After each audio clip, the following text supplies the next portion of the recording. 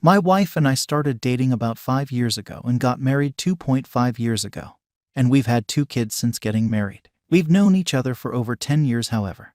And I always thought she was a trustworthy friend. She expressed her feelings for me a year before we started dating. But we had both just gotten out of other relationships and needed time to heal. She then studied abroad for half a year. When she got back, we hit it off and started dating within a month. When W and I became exclusive, my best friend ghosted us. I couldn't figure out why, seeing as how the 3 of us were all good friends and had hung out several times since W had gotten back. I had even talked to F about W and I possibly dating multiple times, which never seemed to bother him. He even encouraged it. F had a girlfriend of his own at the time anyways. About a month into dating, W tells me a story of something that happened between her and F 4 months prior. F went to visit one of his friends who was studying in a neighboring country to W. He also decided to stop and see W for a couple days to see the country she was in. In W's words, they went to a bar one night and she had way too much to drink. She woke up in her bed that night to F taking advantage of her. She pushed him off, but he kept on trying over and over. I hear this and instantly I am livid with F. He had already been avoiding me for the past month, so I just stopped any attempt at talking to him. I figured F stopped talking to us. Didn't try to explain himself because he was ashamed of what he did. W said she was confused about the situation and didn't really get angry about it until she had returned from abroad and seen F in person. I had no reason not to trust W at this time, and she seemed very sincere and upset talking about the whole thing. That was 5 years ago. Throughout the years when F comes up in conversation, W always talks about how gross what he did was. Recently, however, W and I have been going through a rough patch in our relationship. We started to fight a lot, which exclusively is always started by W. She would complain about things I did or didn't do around the house, which would lead to name-calling, threats of divorce, and even accusations of lying and even cheating on her, which is not true. Our sex life went from okay, I'm the HL in the relationship, to a dead bedroom. She blamed it on hormones, pregnancy, postpartum, but it really was getting extreme. These things made me suspicious of her. I thought maybe she's feeling guilty about something, so I snooped. I know it's a kind of shitty thing to do, but things have gotten bad and I wanted to know if she was hiding something. I went on her laptop when she wasn't home, and I found all her iPhone backups. Long story short, nothing incriminating came up since we've been together. Just texts between girlfriends about kids and whatnot. That's a relief. But then I found the texts from before we were dating. I know she had some experiences when studying abroad. She's told me everything, or so I thought, so I took a peek. And there they were.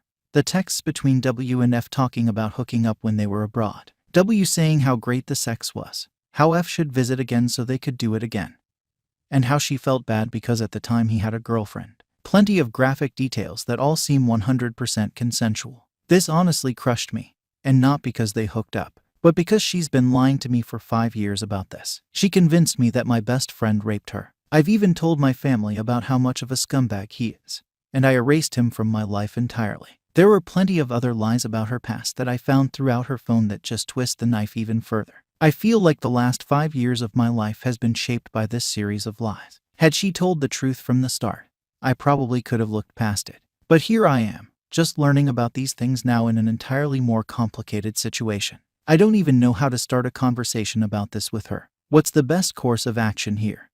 Top 5 comments. Have you thought about trying to reach out to F to find out his side of the situation? If it's true that nothing bad happened between W and F, it seems strange to me that F would never try to talk to you about it if you really were best friends before you and W got together. I would remain open to the possibility that W may not have been lying about everything. It can be common, from what I understand, for someone who is raped by someone they trust are interested in to not come to terms with the situation right away. Sometimes, women who are raped will continue to get together with the person who raped them to try to reclaim control, power over what happened. It is a mechanism for making sense of the violation. But unfortunately, this is too often seen as a way to blame the rape victim. Ultimately, whatever the truth is in this situation, it seems clear that you will need to talk to her about it. I would also say, if you do consider talking to F, talking to W should still come first. 2. Just want to point out that it's entirely possible that they hooked up in the past, and that he assaulted her at some point. 3. Hold up. Just because they did have consensual sex at some point does not mean he didn't rape her. Having consensual sex with a man does not give him endless license to have sex with you. I was friends with and occasionally slept with a guy for 2 years. Then one evening I tell him no because he was acting weird and it was scaring me. So he pinned me down and told me I wanted it, and that I always enjoyed it before, and I just cried and stopped struggling because he was hurting my wrists. For 2 years I thought this guy was my friend and we had fun together. He had never showed me any reason to believe he was capable of this. I went from loving this man to being shocked at his brutality and willingness to hurt me. What still sickens me is when I told his twin brother and explained why I wanted no contact. His brother immediately accepted what I told him and said he understood and he'd keep him away from me and apologized. His brother knows he does this. I am not the first one. Don't be so quick to dismiss the sexual assault. Just because she had consensual sex doesn't mean the encounter was consensual. Tread carefully. Also, be careful about transferring your confusion at what is going on with your relationship to something unrelated like her encounter with your friend.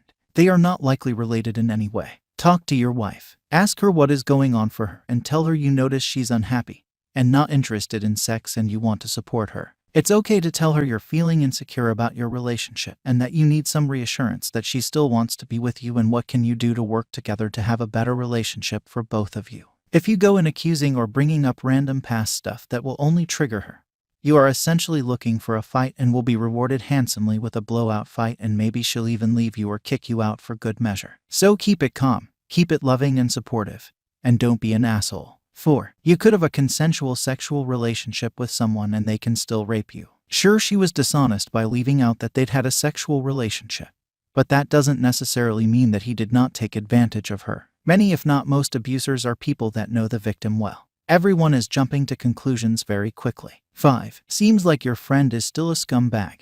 He had sex with your girl. But it seems like there are other problems in your relationship that you need to address before this. Finding a 5-year-old reason why you aren't having sex is like blaming a house fire on cigarette. I smiled 5 years ago.